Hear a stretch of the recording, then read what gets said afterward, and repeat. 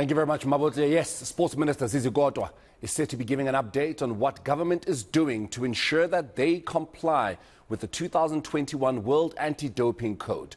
WADA, as World Anti-Doping Agency is known, their Compliance Review Committee recommended that the current South African legislation is not compliant and it needs to be updated by this Friday, the 13th of October.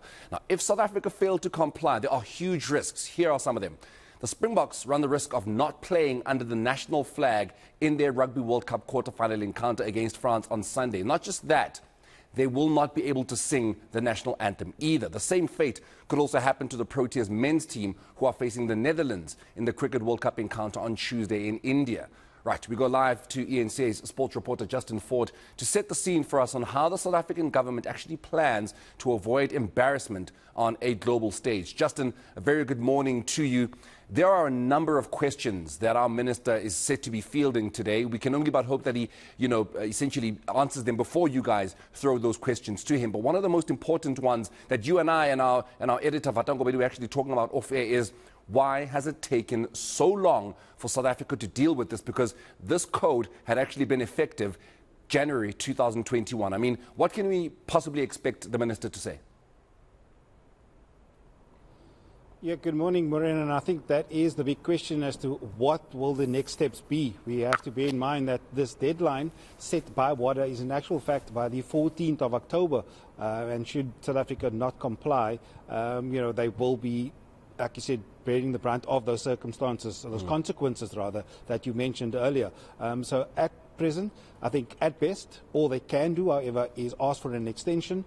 And whether that will be granted or not is going to be interesting. It's something that does not happen overnight as well. So there is talks of a 4-month extension that they will be requesting in the hope that they can comply and ensure that the South African national teams across all sporting codes will not be embarrassed when they, appear to represent their country at the various tournaments, like you said, the Rugby World Cup at the moment, the Cricket World Cup, and naturally, we have Banyana playing matches. So all these various occasions is where these teams will suffer embarrassment should the government not pass, or at least show WADA that they have been or will be compliant with those laws. Is it all the laws, Justin, in that code, or are there certain aspects of that code, certain tweaking, certain types of language that we need to be using, or is it really just broad from start to finish? Our laws, and at least under the South African Institute for Drug-Free Sport, for example, are not adhering to what WADA is doing. So where exactly are we infringing at the moment?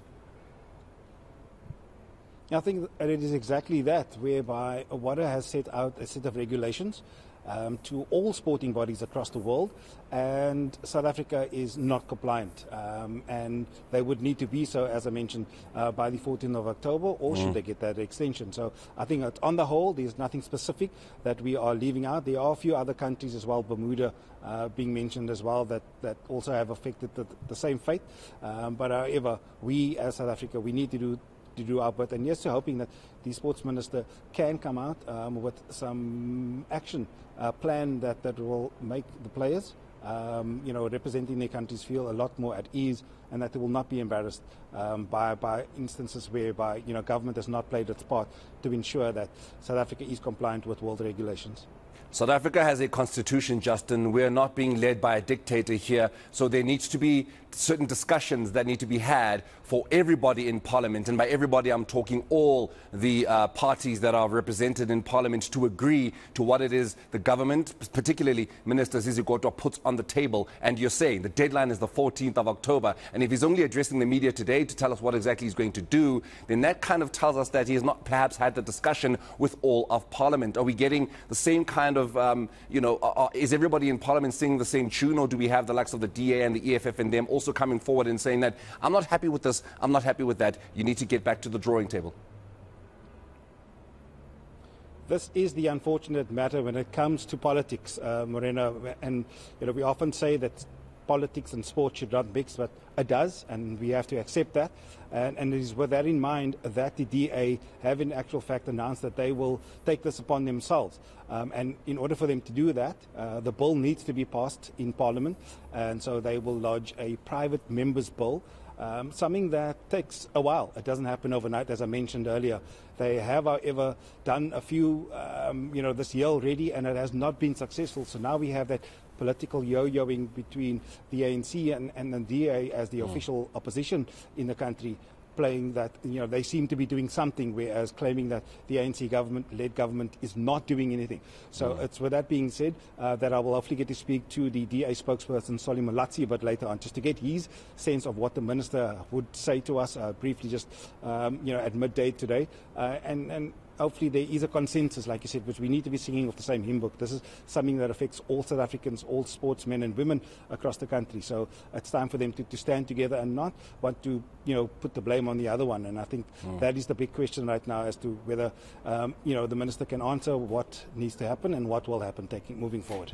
Look, Justin, I mean, we've spoken about how this is going to make us, it's going to put egg on our faces out in the Rugby World Cup when we're supposed to be taking the host nation. If we don't get to sing our national anthem and have our flag, being branded out there at the start of France. But what this also, one of the effects it has, as though, is that it's going to affect the South African Institute for Drug-Free Sport financially. There needs to be monies that are pumped into that organization for them to be able to do their job. And this will, in effect, keep them from getting the necessary resources that they need. So can we at least say, is there some kind of indication that Zizi Kodwa, the minister himself, as well as WADA, are in conversation about trying to find something? Can at least the minister say, have we been hearing him say that we've been talking to WADA, trying to find some kind of solution? Or is this South Africa essentially running this race by themselves?